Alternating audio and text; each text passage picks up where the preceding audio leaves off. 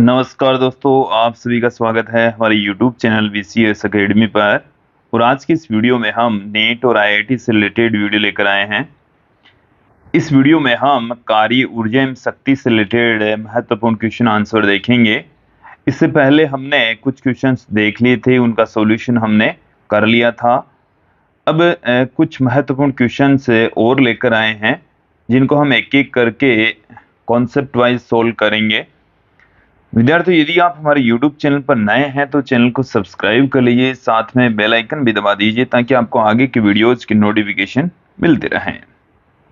अब मैं इस वीडियो का सबसे पहला क्वेश्चन लेता हूं कि 1 मीटर लंबाई के सरल लोलक कास्ट गोलक का द्रव्यमान 1 किलोग्राम है। यह है 2 मीटर प्रति सेकंड की गति से गतिमान एक गोली से टकराता है। वह ऊंचाई जिस तक गोलक वापस जाने से पूर्व उड़ता होगा। देखिए, इस क्वेश्चन को एक बार समझ लीजिए कि इस तरीके से हमारे पास में एक गोलक है। ये यहाँ पर गोलक है जिसका द्रव्यमान हमें 1 किलोग्राम दे रखा है। यहां से कोई गोली आती है, ये गोली है, इसका द्रव्यमान हमें 100 ग्राम दे रखा है और इसकी स्पीड हमें 2 मीटर प्रति सेकंड दे रखी है। तो यदि मैं यहाँ पर बात करूं प्रारंभिक संवेग की, तो इनका प्रारंभिक जो संवेग है वो कितना हो जाएगा। देखिए, प्रारंभिक संवेग गोली का द्रव्यमान 10⁻² इंटू वेग, तो 2 गुणा 10⁻², और जो गोलक है उसका संवेग 0, क्योंकि वेग 0। तो यहां से प्रारंभिक संवेग आ जाएगा हमारे पास में 2 किलोग्राम मीटर प्रति सेकेंड। फिर मैं बात करूं कि ये जो गोली है वो यहां से इस लकड़ी की गोलक के ऊपर लग जाती है। लगने के पश्चात ये जो गोलक है वो अपनी स्थिति से h ऊंचाई तक ऊपर चढ़ जाता है। ये जो डिस्टेंस है वो कितनी है, h है। ठीक है, तो यहां पर मैं बात करूं अंतिम संवेग की, कि अंतिम संवेग क्या हो जाएगा। तो देखिए, अंतिम संवेग तो कुल द्रव्यमान 10⁻² गोली का द्रव्यमान प्लस 1 गोलक का द्रव्यमान, और इनका वेग मैं कंसीडर कर लेता हूं v। संवेग संरक्षण नियम से हम क्या जानते हैं, संवेग संरक्षण नियम से, संवेग संरक्षण नियम से जानते हैं कि गोली लगने से पूर्व का संवेग बराबर होगा गोली लगने के बाद के संवेग के। तो यहां से मैं इस v की वैल्यू फाइंड आउट कर लूंगा, 2/1.01। तो ये 1.98 मीटर प्रति सेकंड हमें प्राप्त हो जाएगी। तो हमें गोली लगने के बाद में जो निकाय की वेलोसिटी है वो प्राप्त हो चुकी है। तो यहां से अब इसके पश्चात हम गतिज ऊर्जा संरक्षण नियम से इस ऊंचाई h को ज्ञात कर लेंगे, क्योंकि ये जो गतिज ऊर्जा इनको मिली है वो सारी की सारी स्थितिज ऊर्जा में कन्वर्ट हो जाती है। तो देखिए, v हमने यहां पर फाइंड आउट कर लिया है।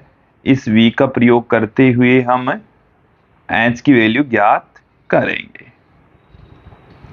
चलिए देख लीजिए, ऊर्जा संरक्षण नियम से 1/2 capital M plus small m into v², ये इनकी गतिज ऊर्जा थी, और ये जो गतिज ऊर्जा है वो स्थितिज ऊर्जा में कन्वर्ट हो जाती है।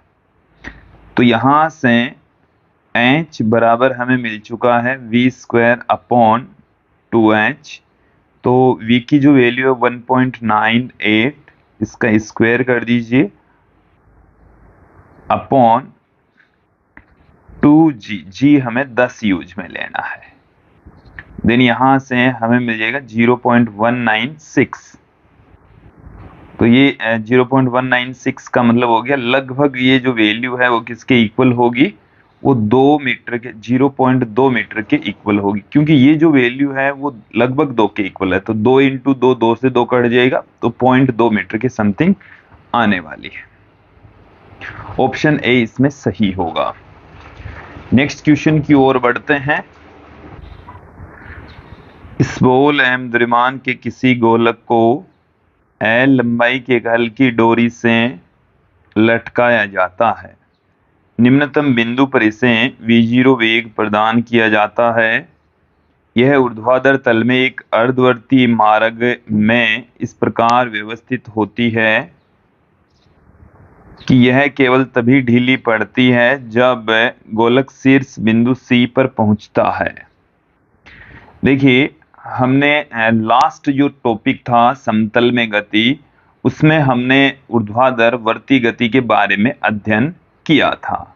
वहां पर हमारे पास में जो तनाव का फॉर्मूला था वो ये था कि डोरी में जो तनाव है वो बराबर होता है mg प्लस m v0 का स्क्वायर या mu स्क्वायर अपॉन l। तो यहाँ पर जो तनाव है वो जीरो कहाँ पर होगा, बिंदु C पर होगा। तो यहाँ से हम इस v0 की वैल्यू फाइंड आउट कर सकते हैं। m से m कैंसिल हो जाएगा और ये जो mg है वो नीचे की ओर और mv0 स्क्वायर अपॉन mg की जो वैल्यू है वो mv0 अपॉन l के बराबर होगी।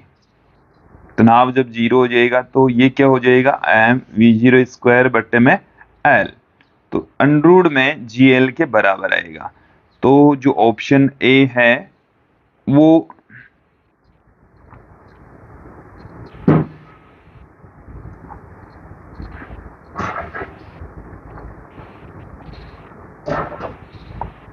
देखो बिंदु C की बात है, तो बिंदु C पर तो ये अंडरूट में gl के बराबर होगा, अंडरूट gl के। वहां पर वैसे हम प्रत्येक टॉपिक के बारे में अध्ययन कर चुके हैं। ये जो v0 है अंडरूट में 5gl के बराबर, और बिंदु C पर जो वेलोसिटी है वो अंडरूट में 3gl के बराबर होती है। और यदि आप यहाँ पर बिंदु B और C के ऊपर गतिज ऊर्जाओं का अनुपात देखें, के B पर और के C पर, तो half m vb square upon half m vc square. तो यहाँ पर vb का जो मान है बिंदु B पर जो वेलोसिटी है वो है अंडरूट में 3gl, तो यहाँ से ये आ गई 3gl बट्टे में C पर जो है वो है gl का रूट, तो यहाँ से रूट तो हट जाएगा, स्क्वायर करेंगे तो ये आ जाएगा 3। तो यहाँ पर जो ऑप्शन ये वाली जो हिस्सा है वो बी और सी पर गतिज ऊर्जा का जो अनुपात है वो 3 के इक्वल होगा। तो यहाँ पर आप देखिए ऑप्शन डी यहाँ पर सही होने वाला है। ए को आर से, बी को एस से, और इसी प्रकार से सी क्यू से और डी पी से मिलेगा। नेक्स्ट क्वेश्चन की ओर बढ़ते हैं कि 1 ग्राम द्रव्यमान की एक बारिश की बूंद 1 किलोमीटर की ऊंचाई से गिरकर 50 मीटर प्रति सेकंड की चाल से पृथ्वी से टकराती है। निम्न में से कौन सा कथन सही है? इनमें से सही स्टेटमेंट हमें छांटना है, देखना है। देखिए क्या है कि बूंद की स्थितिज ऊर्जा का ह्रास 10 जूल है। चलिए हम स्थितिज ऊर्जा यहां पर ज्ञात कर लेते हैं, कितनी स्थितिज ऊर्जा में कमी आई है। हमें क्वेश्चन के अंदर जो ऊंचाई है वो दे रखी है h बराबर 1 किलोमीटर, मतलब 1000 मीटर। इसके साथ में हमें g यहाँ पर 10 यूज में लेना है। तो मैं यहाँ पर गतिज ऊर्जा में जो ह्रास हुआ है, गतिज ऊर्जा में जो कमी है वो ज्ञात कर लेता हूँ, सॉरी स्थितिज ऊर्जा में कमी। तो mgh के इक्वल होगा। m का मान है 1 ग्राम, मतलब 10 की घात -3, 10 का मान g का मान 10 लेना है, h का मान हमें 1000 लेना है। तो ये तो आ गया 10 जूल। तो स्थितिज ऊर्जा में जो ह्रास है वो 10 जूल ही होगा। ऑप्शन ए इसमें सही होने वाला है। अब देखिए बूंद की गतिज ऊर्जा में वृद्धि, बूंद की गतिज ऊर्जा में वृद्धि हमें दे रखी है। देखिए ऑप्शन ए तो सही हो गया। गतिज ऊर्जा कितनी हो जाएगी वो हम देख लेते हैं। प्रारंभ में जो गतिज ऊर्जा है कितनी हो जाती है, तो गतिज ऊर्जा के बराबर हम जानते हैं हाफ एम वी स्क्वायर। तो 1/2 एम की जो वैल्यू है वो है 10 की घात -3, वी का जो मान है वो है 50, तो 50 का स्क्वायर करेंगे तो 2500 आ गया हमारे पास में। तो 2.5 का आधा तो 1.25 जूल गतिज ऊर्जा में इतनी वृद्धि हो जाएगी। तो ये स्टेटमेंट भी बिल्कुल सही है। नेक्स्ट देखें कि बूंद की गतिज ऊर्जा में वृद्धि बूंद की स्थितिज ऊर्जा के ह्रास के बराबर नहीं है। यहां पर आप देखेंगे कि स्थितिज ऊर्जा में कमी यहां पर हो रही है 10 जूल की, जबकि गतिज ऊर्जा में वृद्धि हो रही है 1.25 जूल की। तो गतिज ऊर्जा में जो वृद्धि है वो स्थितिज ऊर्जा में कमी के इक्वल नहीं है। ये स्टेटमेंट भी बिल्कुल सही है। तो ये तीनों ही स्टेटमेंट सही है। ऑप्शन डी इसमें सही होने वाला है। नेक्स्ट क्वेश्चन देखिए कि गोला फेंक की एक प्रतियोगिता में एक खिलाड़ी 20 किलोग्राम द्रव्यमान वाले एक गोले को 2 मीटर प्रति सेकंड की आरंभिक चाल से 45 डिग्री के कोण पर मैदान से 3 मीटर की ऊंचाई से फेंकता है। वायु के प्रतिरोध को नगण्य तथा गुरुत्वीय त्वरण को 10 मीटर प्रति सेकंड स्क्वायर मानते हुए गोले के ठीक मैदान पर पहुंचते समय उसकी गतिज ऊर्जा क्या होगी। एक बार इस क्वेश्चन को यहां पर हम समझ लेते हैं कि पृथ्वी की सतह से 3 मीटर की ऊंचाई से, पृथ्वी की सतह से 3 मीटर की ऊंचाई से गोला फेंका जा रहा है। अब यहां से गोला फेंका जा रहा है, इस तरीके से जाएगा, 45 डिग्री के कोण पर फेंका जा रहा है। यहां से ये जो एंगल है वो कितना है, 45। अब ये जो गोला है परवलयाकार पथ पर गति करता हुआ यहां पर पृथ्वी पर आकर टकराएगा। ये आ गई है पृथ्वी की सतह, सतह से आकर टकराएगा। ओके, देखिए हमें क्या करना है, इसकी अधिकतम ऊंचाई के ऊपर, अधिकतम ऊंचाई पर जो इसकी टोटल एनर्जी है वो ज्ञात कर लेनी है। चलिए मैं इसकी अधिकतम ऊंचाई h मैक्सिमम ज्ञात कर लेता हूं। और यहां पर वेग का केवल और केवल क्षैतिज घटक रहेगा, u cos थीटा रहेगा। हमें u दे रखा है। अब देखिए हमें क्या क्या दे रखा है। u हमें दे रखा है 2 मीटर प्रति सेकंड, थीटा हमें दे रखा है 45 डिग्री और m हमें दे रखा है 20 किलोग्राम। ओके, और जी हमें कितना लेकर चलना है, 10 मीटर प्रति सेकंड स्क्वायर, ये लेकर चलना है। तो एक बार इस क्वेश्चन के अंदर हम h ज्ञात कर लेते हैं। हम प्रक्षेप्य गति पढ़ चुके हैं, उसमें अधिकतम ऊंचाई का जो फॉर्मूला है u square sine square theta upon 2g। तो यहां पर u का जो मान है वो है 2, तो 2 का square sine square 45 degree upon 2 into 10। तो यहां पर 2 से एक 2 कैंसिल हो गया, 2 रह गया। साइन 45 का मान होता है 1/√2, स्क्वायर करेंगे तो 1/2 आ जाएगा, 2 से 2 फिर कैंसिल हो गया, 0.1 मीटर आ गया। तो इसका मतलब हो गया कि कुल ऊंचाई, कुल ऊंचाई कितनी हो जाएगी, कुल ऊंचाई, तो कुल ऊंचाई को यदि मैं स्मॉल h से लिख दूं तो ये आ जाएगा हमारे पास में 3 प्लस 0.1, 3.1 मीटर, 3.1 मीटर। ओके, अब यहां पर स्थितिज ऊर्जा, अधिकतम ऊंचाई पर स्थितिज ऊर्जा, अधिकतम ऊंचाई पर स्थितिज ऊर्जा, अधिकतम ऊंचाई पर जो स्थितिज ऊर्जा है वो क्या है, mgh।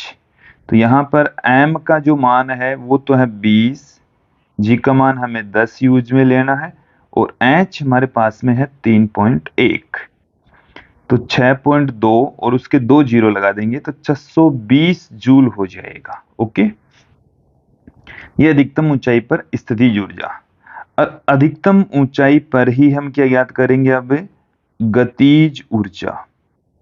अब देखिए जो गतिज ऊर्जा है अधिकतम ऊंचाई पर, उसका केवल क्षैतिज घटक रहेगा, क्योंकि ऊर्ध्वाधर वेग का जो ऊर्ध्वाधर घटक है वो तो शून्य हो जाता है।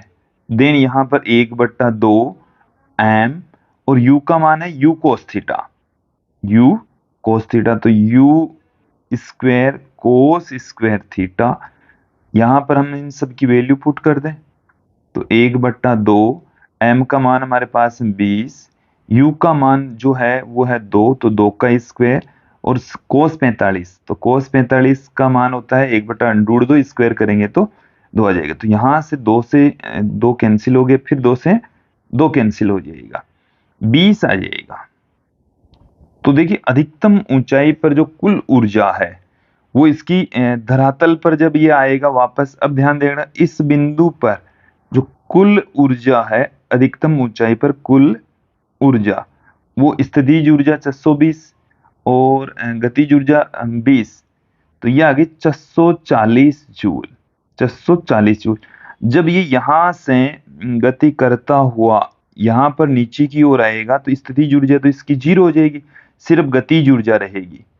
सिर्फ क्या रहेगी, गतिज ऊर्जा। तो सतह पर कुल ऊर्जा, ऊर्जा संरक्षण नियम से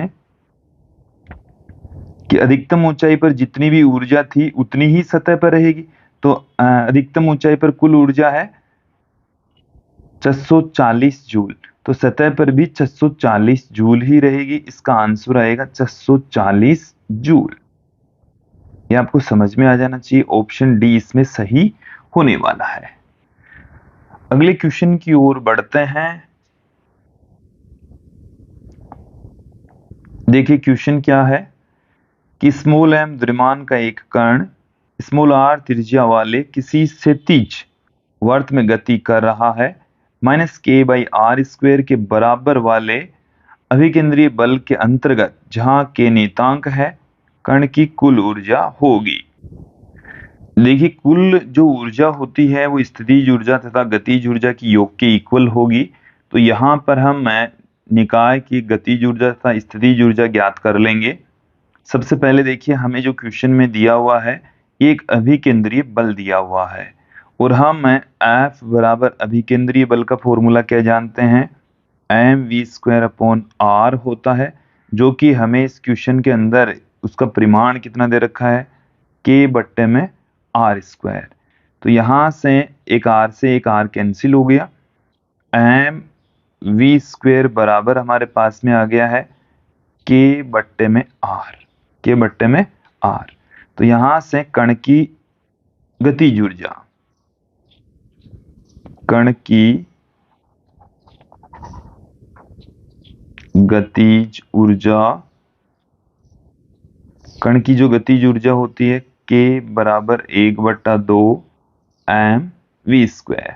तो देखिए mv² का मान है k/r, तो ये आ गया k/2r, k/2r। अब स्थितिज ऊर्जा का हम एक फॉर्मूला जानते हैं u बराबर बल के पदों में, तो देखिए u बराबर हम जानते हैं इंटीग्रेशन अनंत से r तक f vector dot dr vector. Then यहां पर क्या हो जाएगा, हमारे को क्या मिल जाएगा, माइनस में, तो माइनस में अनंत से लेकर r तक f का जो मान है वो माइनस में k/r² dr। तो यहां से माइनस माइनस प्लस हो जाएगा, k बाहर निकल जाएगा, अनंत से r तक r की घात -2, r की घात -2 का करेंगे तो माइनस में 1/r आ जाएगा। तो u बराबर हमारे को क्या मिल जाएगा, माइनस में k/r। ओके, लिमिट पुट करेंगे तो भी यही आना है, क्योंकि अपर लिमिट पुट करेंगे लोअर लिमिट 0 हो जाएगी। तो यहाँ पर स्थितिज ऊर्जा निकाल ली हमने, गतिज ऊर्जा निकाल ली, हमें चाहिए कुल ऊर्जा। तो कुल जो ऊर्जा होगी वो गतिज ऊर्जा तथा स्थितिज ऊर्जा की योग के इक्वल होगी। तो गतिज ऊर्जा K/2R, ये देखिए स्मॉल k है, ओके, माइनस स्मॉल k/R। तो यहां से माइनस का k/2R शेष रह जाएगा, तो माइनस का k/2R। तो ऑप्शन बी यहां सही होने वाला है। यहां से लघुत्तम लेकर कर लीजिए, हो जाएगा। ओके, आगे बढ़ते हैं।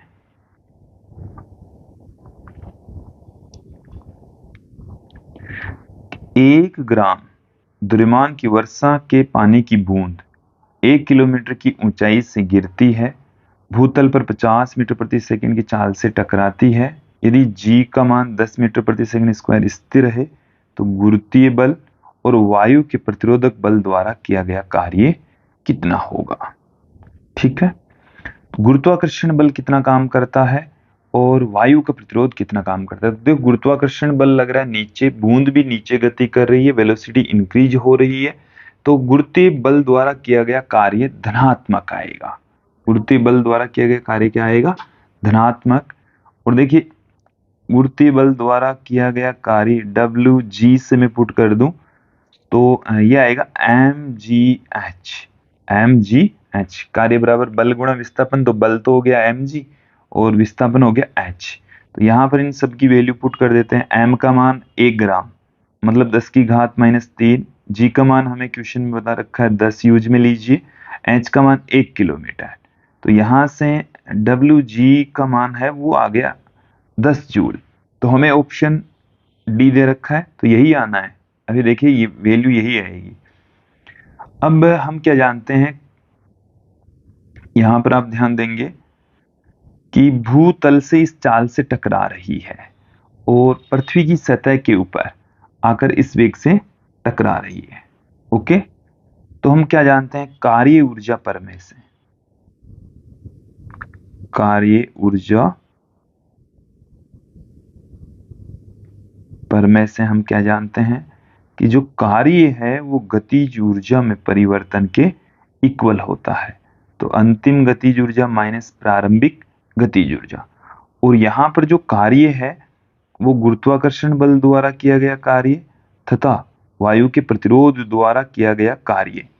kf का जो मान है 12 mv² और ki का मान कितना है 0। देन यहां से wg हमने निकाल लिया 10 प्लस wr बराबर 1/2, m का मान 10 की घात -3, v का मान हमारे पास में 50, तो 50 का स्क्वायर करेंगे, ये आ गया। तो wr बराबर हमें क्या मिल चुका है, 25 को 25 से गुणा करेंगे 2500 और 2500 का तो यह आ गया 2.5 और 2.5 का आधा करेंगे तो 1.25 माइनस में 10, तो यह आ गया माइनस में 8.75 जूल। यही आएगा, ऑप्शन डी आएगा इसमें। नेक्स्ट क्वेश्चन देखिए कि स्मॉल m द्रव्यमान वाली क्षैतिजीय रूप से विवेक से गतिमान कोई गोली कैपिटल M द्रव्यमान के एक कांच के गुटके से टकराकर उसमें समा जाती है। गुटका छत से एक भारी डोरी से लटका हुआ है, वह ऊंचाई क्या होगी जहां तक गुटका उठेगा। देखिए यहां पर आप ध्यान देंगे कि हमें इस तरीके की व्यवस्था दे रखी है कि ये एक गुटका है,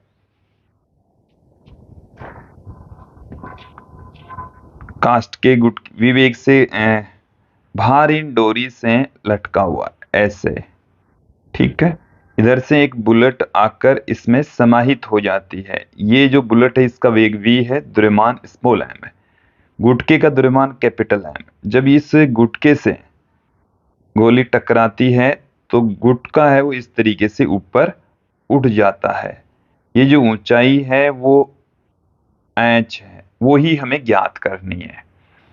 चलिए इसमें संवेग संरक्षण नियम को हम अप्लाई करेंगे, फिर गतिज ऊर्जा संरक्षण से इस स्मॉल h की वैल्यू फाइंड आउट कर लेंगे।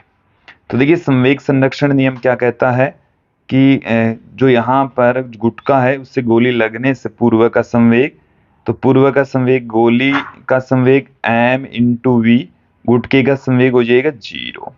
फिर गोली लगने के पश्चात इस निकाय का जो द्रव्यमान है small m plus capital M और वेग हो जाएगा v। वेग कितना ले लें हम, कैपिटल V ले लें। ओके, तो ये जो कैपिटल V है वो हमारे पास में क्या होगा, स्मॉल m बट्टे में small m plus capital M into V के इक्वल हो जाएगा। ये तो कैपिटल V आ चुका। अब ऊर्जा संरक्षण नियम से कि यहाँ पर जैसे ही गोली लगती है तो उसकी जो ऊर्जा है, गतिज ऊर्जा, वो h ऊंचाई पर ये गुटके को भेज देती है, स्थितिज ऊर्जा में कन्वर्ट हो जाती है। तो गतिज ऊर्जा कितनी होगी, 1/2 m का जो मान है small m plus capital M और जो वेग है वो कैपिटल V², ये बराबर हो जाएगी द्रव्यमान small m plus capital M स्थितिज ऊर्जा के बराबर G इंटू H। तो यहां से ये जो स्मॉल h है जो कि हमें ज्ञात करना है वो हो जाएगा V² अपॉन 2G के इक्वल हो जाएगा। तो 1/2G, V² का जो मान है वो हमारे पास में है m बट्टे में small m plus capital M into V, तो V का स्क्वायर, यहाँ पर इस पूरी राशि का स्क्वायर, तो V² upon 2G into M upon small m plus capital M का होल स्क्वायर। ऑप्शन ए ही इसमें सही हो जाएगा। ऐसा क्वेश्चन हम पहले भी देख चुके हैं। नेक्स्ट क्वेश्चन की ओर बढ़ते हैं।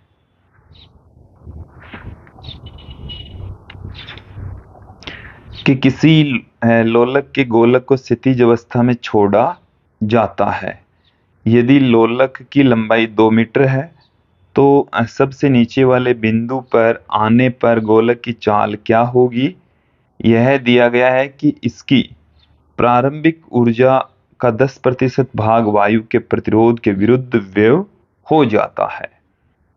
देखिए एक बार इससे क्वेश्चन को समझेंगे कि यहाँ से गोलक बंधा हुआ है, ये हमारे पास में गोलक की लंबाई है 2 मीटर और जब इसको छोड़ा जाता है तो ये इस तरीके से गति करता हुआ यहाँ पर आ जाएगा, इस बिंदु के ऊपर ये पहुंच जाएगा। ठीक है, हमारे को ये पूछा है इस बिंदु के ऊपर इसकी चाल क्या होगी, वेग क्या होगा। तो देखिए विद्यार्थियों, हम आपको बता दें कि यहाँ से जब इसको छोड़ा जाएगा तो इसकी जो एनर्जी है, सारी की सारी एनर्जी है इस बिंदु के ऊपर जो संचित थी वो गतिज ऊर्जा में कन्वर्ट हो जाती है। तो इस बिंदु के ऊपर, जैसे मैं इस बिंदु को नाम कह दूं A, बिंदु A के ऊपर ऊर्जा ज्ञात कर लेंगे और उसमें से भी 10% हिस्सा वायु के विरुद्ध चल जाएगा। बाकी का जो इसका 90% हिस्सा है वो इस बिंदु B पर जो गतिज ऊर्जा होगी उसके इक्वल होगा। ठीक है, तो देखो मेरी बात को सुनना, बिंदु B पर जो गतिज ऊर्जा है वो है 1/2 mv²। ये क्या होगा, बिंदु A पर जो स्थितिज ऊर्जा है उसके 90%, बिंदु A पर जो स्थितिज ऊर्जा है वो है mgh और उसमें से भी 10% हिस्सा घट जाता है तो 90% हिस्सा ही बचता है। 90% का मतलब हो गया 90/100। यहाँ से m कैंसिल हो गया, v बराबर कितना आ जाएगा, यहाँ से 2gh 9/10। तो यहाँ से 2g का मान हमें 10 यूज में लेना है और h तो यहाँ पर ये जो लेंथ है वो ही h है जो कि 2 मीटर है। कितनी है, 2 मीटर। तो 2 गुणा में 9/10, तो यहाँ से एक 0 से एक 0, तो ये आ गया 36। तो v बराबर कितना आ गया, 6 मीटर प्रति सेकेंड। 6 मीटर प्रति सेकेंड हमें प्राप्त हो चुका है। अगले क्वेश्चन की ओर बढ़ते हैं। देखिए क्या है कि स्मॉल m द्रव्यमान की एक गेंद को h ऊंचाई की एक पहाड़ी से गिराया जाता है।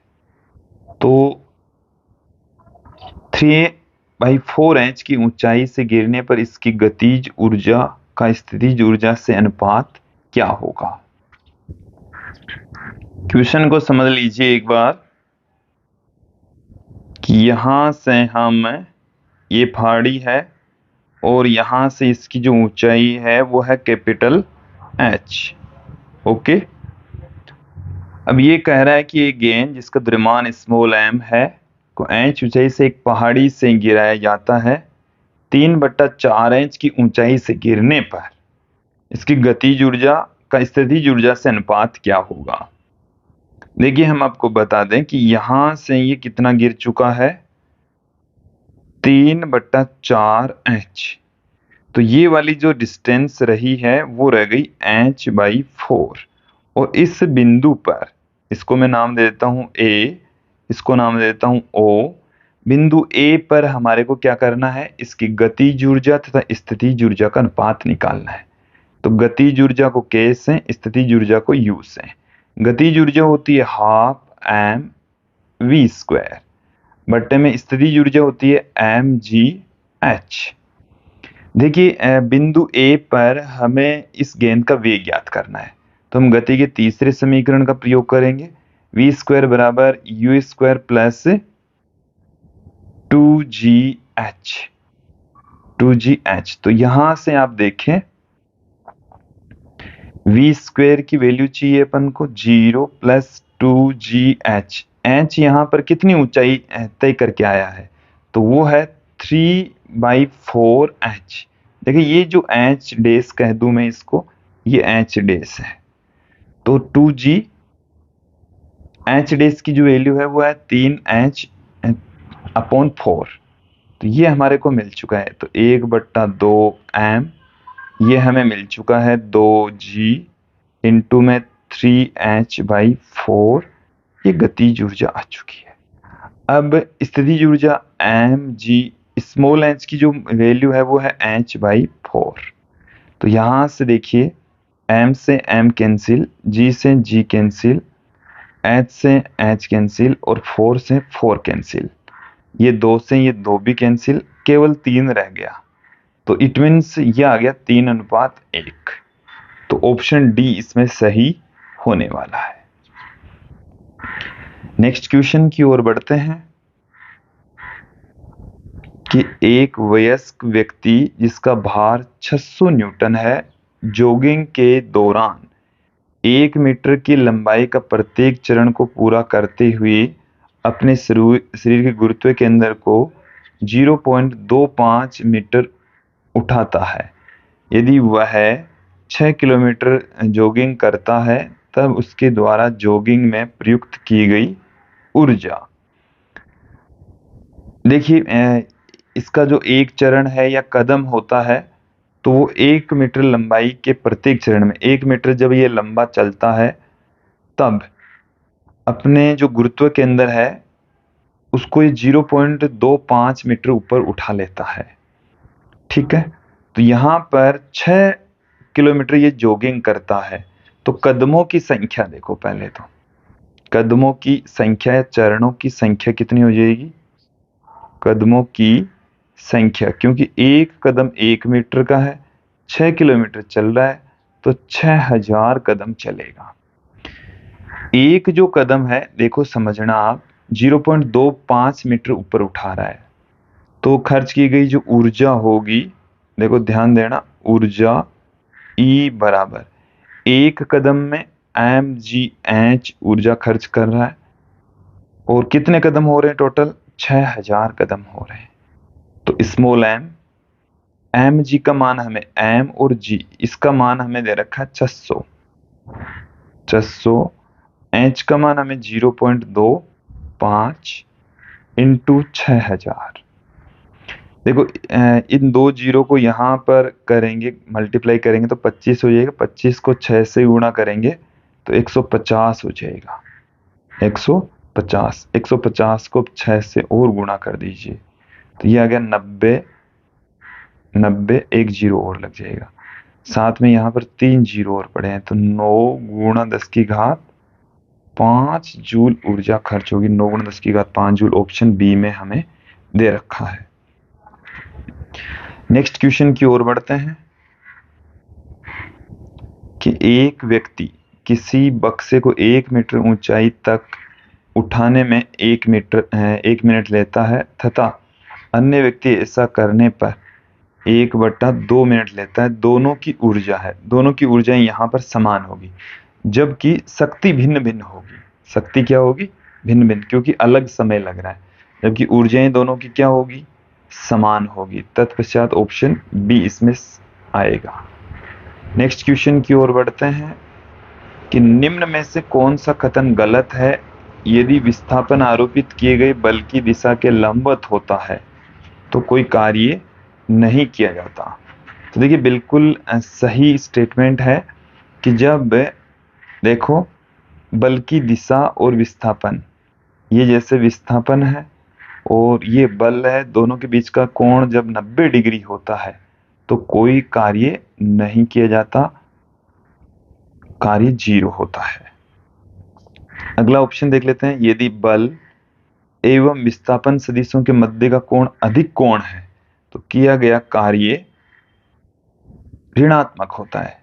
देखिए जब थीटा की जो वैल्यू होती है वो ग्रेटर देन 90 डिग्री है तो जो कोस थीटा होता है वो माइनस में होता है, नेगेटिव होता है। कोस थीटा क्या होगा? नेगेटिव होगा। तत्पश्चात कार्य भी कैसा होगा? ऋणात्मक होगा। फिर अगला ऑप्शन देखिए, घर्षण बल असंरक्षी होता है, बिल्कुल सही। फिर देखिए सभी केंद्रीय बल असंरक्षी होते हैं, ये गलत स्टेटमेंट है। सभी केंद्रीय बल संरक्षी बल होते हैं, ऑप्शन डी इसमें आएगा। क्योंकि गलत स्टेटमेंट पूछा है तो यही गलत है, ये सही था, ये सही था, ये सही था। गलत पूछा, गलत कौन सा है? तो ऑप्शन डी इसमें गलत है। नेक्स्ट क्वेश्चन की ओर बढ़ते हैं कि 1000 किलोग्राम द्रव्यमान की एक कार एक चिकनी सड़क पर 18 किलोमीटर प्रति घंटे की चाल से गति कर रही है। 6.25 इंटू 10³ न्यूटन पर मीटर के स्प्रिंग नियतांक वाली क्षैतिज रूप से व्यवस्थित स्प्रिंग से टकराती है। स्प्रिंग में अधिकतम संपीड़न कितना होगा? एक बार क्वेश्चन को समझ लीजिए। क्या है कि यहां पर हमें 1000 किलोग्राम द्रव्यमान वाली एक कार दे रखी है चिकनी सतह पर, तो यहाँ पर घर्षण बल 0 हो जाएगा। चिकनी दे दिया सड़क तो घर्षण 0 हो जाएगा। 18 किलोमीटर प्रति घंटे की चाल से चल रही है। स्प्रिंग नियतांक हमें दे रखा है, स्प्रिंग कितनी संपीड़ित होगी, तो इसकी जो गतिज ऊर्जा है वो सारी की सारी स्प्रिंग में स्थितिज ऊर्जा के रूप में संचित हो जाएगी। तो यहां से m का जो मान है वो हमें दे रखा है 1000 किलोग्राम। ओके, साथ में जो चाल है कार की वो दे रखी है 18 किलोमीटर प्रति घंटा। तो इसको हम कन्वर्ट कर लेंगे मीटर प्रति सेकंड में, तो हमें ये मिल जाएगा v का मान 5 मीटर प्रति सेकंड। 5 मीटर प्रति सेकंड। स्प्रिंग नियतांक जो k है वो हमें दे रखा है 6.25 इंटू 10³ न्यूटन पर मीटर। देखिए कार की जो गतिज ऊर्जा है 12 mv², वो स्प्रिंग के अंदर स्थितिज ऊर्जा के रूप में संचित हो जाएगी। अधिकतम स्प्रिंग में जो संपीड़न है xm का स्क्वायर वो हमें ज्ञात करना है, जो कि mv²/k के इक्वल हो जाएगा। तो m का मान हमें दे रखा है 1000, v का हमें दे रखा है मान 5, तो 5 इंटू 5, और k का जो मान है वो हमें दे रखा है 6.25 इंटू 10³ तो देखिए 10³ से 10³ कैंसिल हो गया, ये आ गया हमारे पास में 25/6.25। 6.25, तो यहां से मैं पॉइंट हटा दूं, 2 जीरो ऊपर लगा देता हूं, तो इसमें भाग चला गया 25 बार में, इसमें चला गया 4 बार में, तो ये आ गया अक्स m का स्क्वायर। तो अक्स m बराबर आ गया 2, 4 का अंडर कर देंगे 2 आ जाएगा, 2 मीटर इसमें आंसर आएगा। नेक्स्ट क्वेश्चन देखिए कि 2 किलोग्राम द्रव्यमान का एक गुटका एक स्प्रिंग पर 40 सेमी की ऊंचाई से गिराया जाता है। जिसका बल नियतांक 1960 न्यूटन पर मीटर है, वह अधिकतम दूरी क्या होगी जिससे स्प्रिंग को संपीड़ित किया जा सकता है। तो यहाँ पर ध्यान देंगे कि जो m है वो हमें दे रखा है 2 किलोग्राम।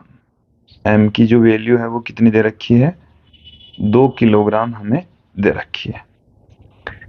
स्प्रिंग से 40 सेंटीमीटर की ऊंचाई से हम इस गुटके को गिरा रहे हैं, मतलब 0.40 मीटर से। स्प्रिंग नियतांक हमें दे रखा है 1960 न्यूटन पर मीटर। हमें इसमें संपीड़न पूछा है। एक बार क्वेश्चन को समझ लीजिए।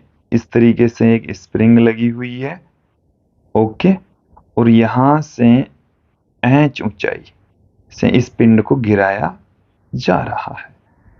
जब इस पिंड को गिराया जाता है तो स्प्रिंग के अंदर क्या हो जाता है, संपीड़न हो जाता है। और हम ये कंसीडर कर लें कि ये जो संपीड़न होता है वो अक्ष दूरी तक होता है। कितनी दूरी तक होता है, अक्ष दूरी तक। तो बिंदु ए पर ऊर्जा और बिंदु बी पर ऊर्जा सेम होगी।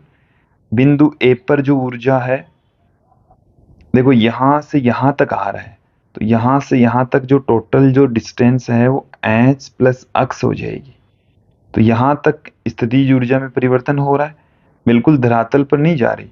तो h प्लस अक्स दूरी, तो m g h प्लस अक्स ये बराबर होगा स्प्रिंग की में संचित स्थितिज ऊर्जा के। तो यहां से हमें क्या मिल रहा है, देखिए mgh प्लस mg अक्स प्लस हाफ के अक्स स्क्वायर, ओके। तो इन सब की यदि हम यहाँ पर वैल्यू पुट करें, अक्स की वैल्यू यहाँ पर फाइंड आउट करेंगे, तो देखिए हमें क्या मिल रहा है। m का जो मान है वो है 2, m का मान कितना है 2, g का मान 10, h का मान 0.4 प्लस m का मान फिर से 2, g का मान 10 अक्स, ये बराबर में है 1/2 1960 इंटू अक्स स्क्वायर। तो ये हमारे पास में एक द्विघात समीकरण बन जाएगी। ये आ गया हमारे पास में 980 अक्स स्क्वायर माइनस 20 अक्स माइनस 8 बराबर 0, ये आ चुका है। तो यहां से जब हम इस अक्स को कैलकुलेट करेंगे तो हमारे पास में अक्स की फाइनल जो वैल्यू है वो मिल जाएगी, और वो 0.10 मिलेगी मीटर में, जिसे हम 10 सेंटीमीटर कह देंगे। ऑप्शन डी इसमें सही हो जाएगा। नेक्स्ट क्वेश्चन देखिए,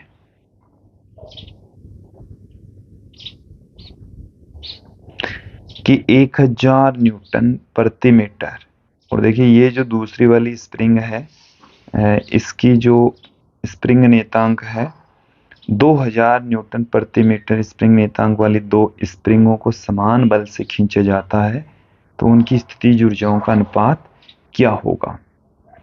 देखिए स्थितिज ऊर्जा U बराबर, हमने आपको एक फॉर्मूला बताया है, F² अपॉन 2K।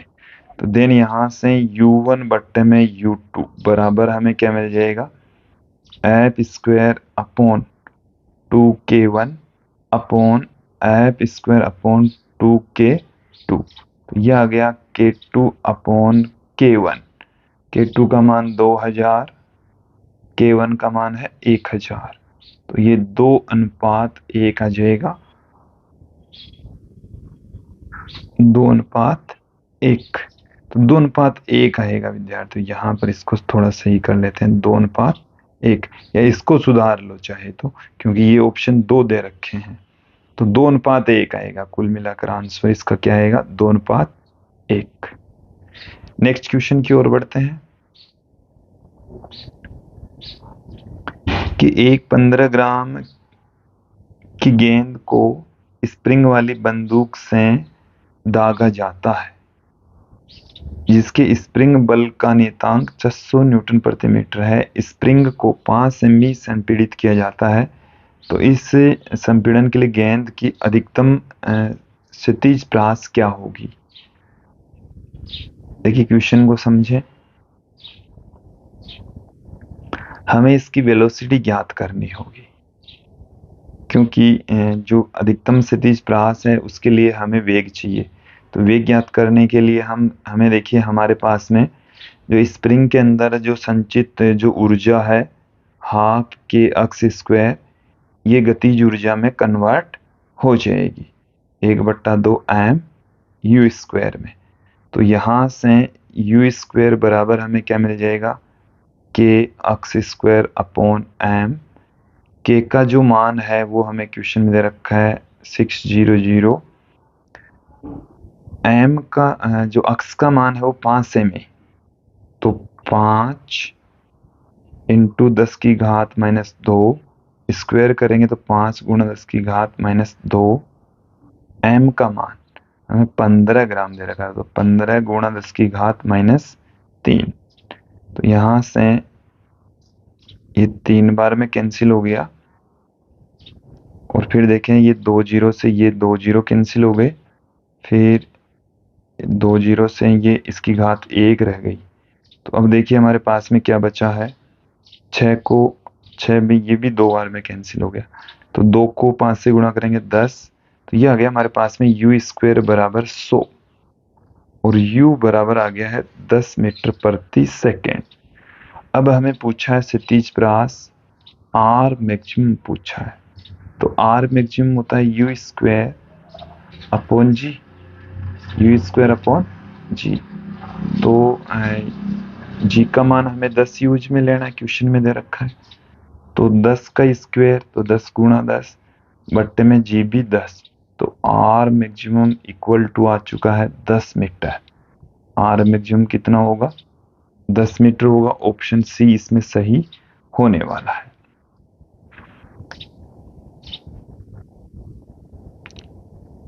देखिए जो वैल्यू हमें इस क्वेश्चन में दे रखी है वो देख लीजिए। एक बार क्वेश्चन को फिर से समझ लेते हैं कि खुरदरे नत पर स्थित 1 किलोग्राम का गुटका चित्र में दर्शाए अनुसार स्प्रिंग नियतांक 600 न्यूटन प्रति मीटर वाले नगण्य द्रव्यमान की स्प्रिंग से जुड़ा हुआ है। गुटके को खिंचाव रहित स्थिति में स्प्रिंग से विराम अवस्था में छोड़ा जाता है, तो गुटका विराम अवस्था में आने से पूर्व नत पर नीचे 10 सेमी चलता है, तो गुटके नत के मध्य घर्षण गुणांक क्या होगा। जी का मान 10 मीटर पर सेकंड स्क्वायर हमें दे रखा है। देखिए एक बार समझ लीजिए, यहाँ पर एम जी नीचे की ओर लगेगा, ठीक है, और यहाँ पर एम जी, ये जो एंगल है वो कोस थीटा हो जाएगा, तो एम जी कोस थीटा, और ये हो जाएगा इस डायरेक्शन में एम जी साइन थीटा, और इस डायरेक्शन में काम करेगा घर्षण बल एफ एस, जो कि म्यू एस इंटू आर होता है, और आर का जो मान है वो एम जी कोस थीटा है। तो गुटके पर लगने वाला कुल बल, गुटके पर लगने वाला जो कुल बल है वो है M G sine theta minus में म्यू एस इंटू आर, तो म्यू एस, आर का मान हमारे पास में है एम जी कोस थीटा, ये बल लग रहा है, ठीक है। तो ये विस्थापित हो रहा है अक्ष दूरी तक, और ये जो विस्थापित हो रहा है स्प्रिंग के अंदर संचित स्थितिज ऊर्जा के रूप में संचित हो जाएगा। तो यहां से देखिए के अक्स बराबर, अक्स से अक्स कैंसिल हो गया, 2 एम जी, यहां से sign theta minus mu cos theta. देखिए हमें इस क्वेश्चन के अंदर इससे म्यू की वैल्यू याद करनी, सबका मान पुट कर देते हैं और इस म्यू का मान ज्ञात कर लेते हैं। चलिए के का जो मान है वो है 600, अक्स का जो मान है वो है 10 सेंटीमीटर, एम का मान 1, जी का मान 10, और यहाँ से साइन 45, साइन 45 का मान 1/√2 माइनस म्यू बट्टे में कोस 45 का मान होता है 1/√2। तो यहाँ से ये आ गया 60 बराबर 20 बट्टे में √2, 1 माइनस म्यू। तो यहाँ से एक जीरो कैंसिल हो गया और ये हमें क्या मिल जाएगा, 1 माइनस म्यू बराबर 3√2। 3√2। तो यहाँ से म्यू बराबर देखें, म्यू बराबर 1 प्लस 3√2 आ जाएगा, 1 माइनस 3√2।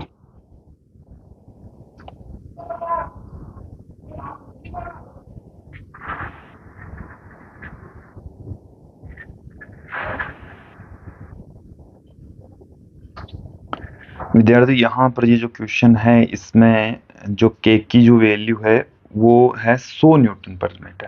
तो यहाँ पर जब हम 100 यूज में लेंगे तो यहाँ पर 1 आ जाएगा, यहाँ पर भी 1 आएगा और जब 1 हम पुट करेंगे तो एक जीरो कैंसिल हो जाएगा, √2 ही आएगा। यहाँ पर क्या आएगा, √2। तो इसकी जो वैल्यू है 1 माइनस √2 हो जाएगी।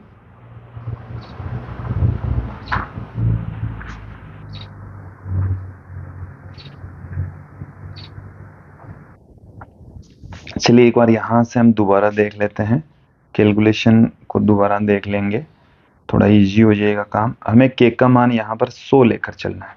तो देखिए जब 100 लेकर चलेंगे तो पॉइंट से एक जीरो कैंसिल हो गया, एक जीरो से ये एक जीरो कैंसिल हो गया और यहाँ पर एक बराबर ये 2/√2 1 माइनस म्यू आ गया। तो यहाँ से √2 रह गया तो 1 माइनस म्यू बराबर आ गया 1/√2 और म्यू बराबर देखिए कितना आ जाएगा, 1 माइनस 1/√2। और जब कैलकुलेशन करेंगे 1/√2 होता है 0.707, तो ये 0.3 के समथिंग आ जाएगा। ऑप्शन बी इसमें सही होने वाला है। नेक्स्ट क्वेश्चन की ओर बढ़ते हैं। जब एक लंबी स्प्रिंग को 2 सेमी खींचा जाता है तो इसकी स्थितिज ऊर्जा V होती है। यदि स्प्रिंग को 10 सेमी खींचा जाए तो इसकी स्थितिज ऊर्जा क्या हो जाएगी। तो देखिए स्थितिज ऊर्जा V बराबर 1/2 के अक्स स्क्वायर और अक्स बराबर है 2 सेमी। आपने क्या कर दिया, अक्स का मान कर दिया आपने यहाँ पर 5 गुना, अक्स का मान कितना गुना कर दिया, 5 गुना कर दिया, मतलब 10 सेंटीमीटर कर दिया। देन यहाँ से 25 इंटू 1/2 के अक्स स्क्वायर आ जाएगा। तो हाफ के अक्स स्क्वायर है वो तो कितना है, V। तो नई जो स्थितिज ऊर्जा है वो 25V के इक्वल होगी। ऑप्शन बी इसमें सही होने वाला है। नेक्स्ट क्वेश्चन की ओर बढ़ते हैं कि 1 किलोग्राम कोल को जलने में ऊर्जा कितनी ऊर्जा मुक्त होगी। तो देखिए 30 मेगा जूल के इक्वल ऊर्जा का उत्सर्जन होगा। ये जो एनसीईआरटी की पाठ्य पुस्तक उसमें दिया हुआ है। नेक्स्ट क्वेश्चन देखिए कि निम्न में से कौन सा कथन सही है। तो ऊष्माक्षेपी अभिक्रिया में ऊष्मा अवशोषित होती है, ऊष्माक्षेपी में ऊष्मा का उत्सर्जन होता है, जबकि ऊष्माक्षेपी अभिक्रिया में ऊष्मा मुक्त होती है। ऊष्माक्षेपी अभिक्रिया में ऊष्मा उत्सर्जित होती है। तो ये ऑप्शन बिल्कुल सही है।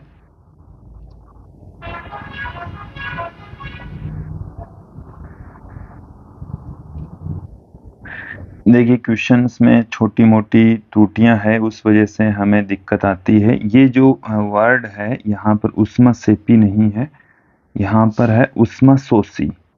तो हम ये जानते हैं कि ऊष्माशोषी में तो ऊष्मा का अवशोषण होता है। तो ये स्टेटमेंट जब ऊष्माशोषी यहाँ पर लेंगे तो ये भी गलत, ये भी गलत। और देखिए 1 लीटर गैसोलीन जब जलती है तो 30 मेगा जूल ऊर्जा का उत्सर्जन होता है, जबकि यहाँ पर कितना दे रखा है, 300। तो ये भी गलत। हमें यहाँ पर सही पूछा है। तो रासायनिक ऊर्जा ऐसे बलों से संबंधित होती है जो पदार्थ के स्थायित्व को बढ़ा देते हैं। तो ये जो स्टेटमेंट है वो बिल्कुल सही है। ऑप्शन डी इसमें सही होगा।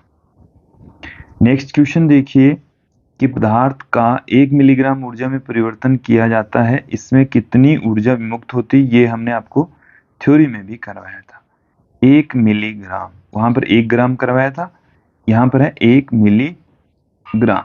तो देखिए E बराबर होता है mc²। m का मान है 1 मिलीग्राम। 1 मिली का मतलब हो गया 10 की घात -3 ग्राम, 10 की घात -6 ग्राम। तो यहाँ पर आप देखेंगे 10 की घात -6 गुणा 3 गुणा 10 की घात 8 का स्क्वायर। ये आ गया हमारे पास में 10 की घात -6 गुणा 9 गुणा 10 की घात 16। तो ये आ गया 9 गुणा 10 की घात 10 जूल। ऑप्शन सी इसमें सही होने वाला है।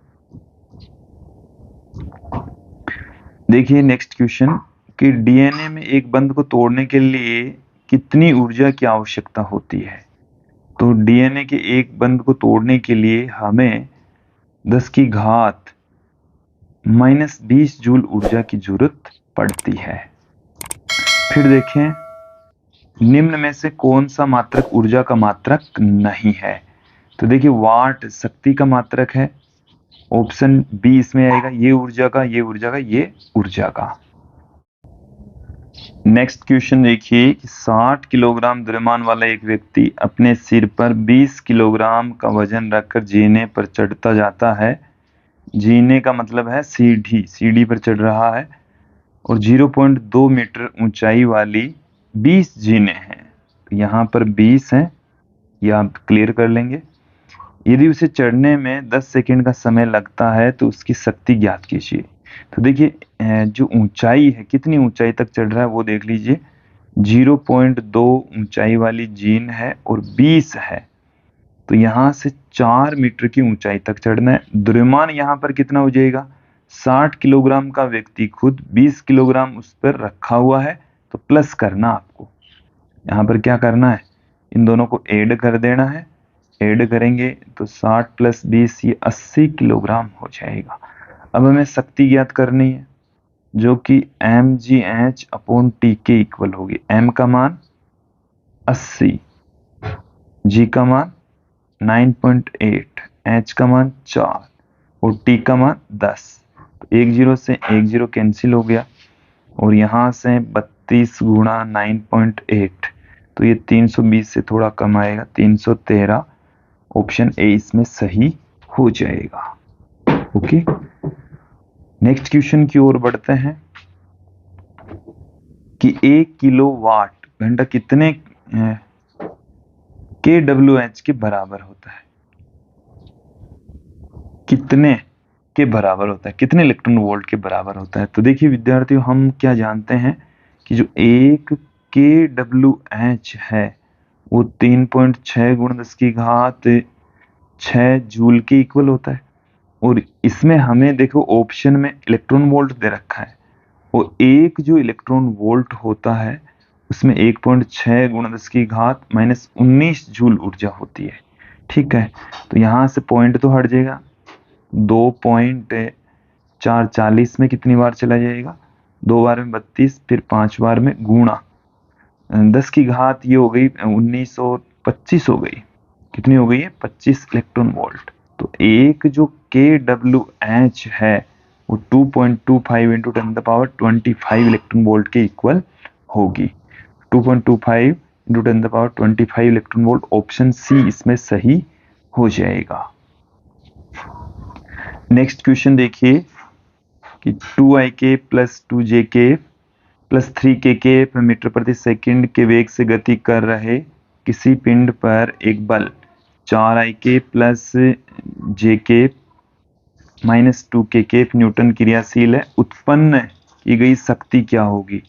देखिए शक्ति का एक फॉर्मूला होता है F vector dot V vector. तो F की जो वैल्यू है वो है 4ik + jk - 2kk।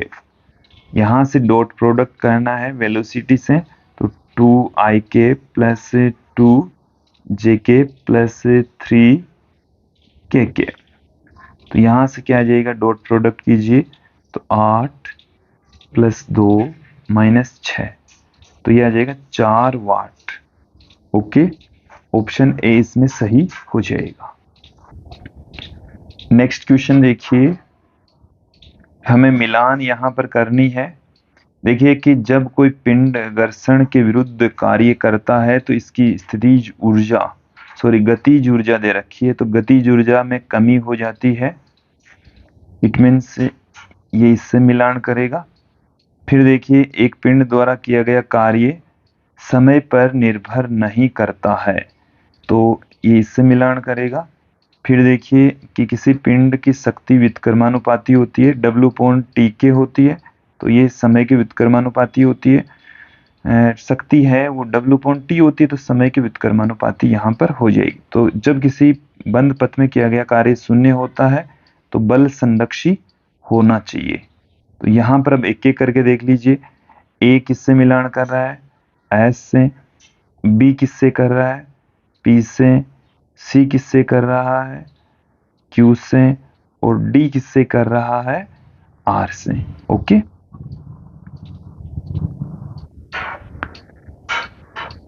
तो ये था विद्यार्थियों आज का हमारा वीडियो, जिसमें हमने कार्य ऊर्जा एवं शक्ति से रिलेटेड कुछ महत्वपूर्ण क्वेश्चन आंसर देखें।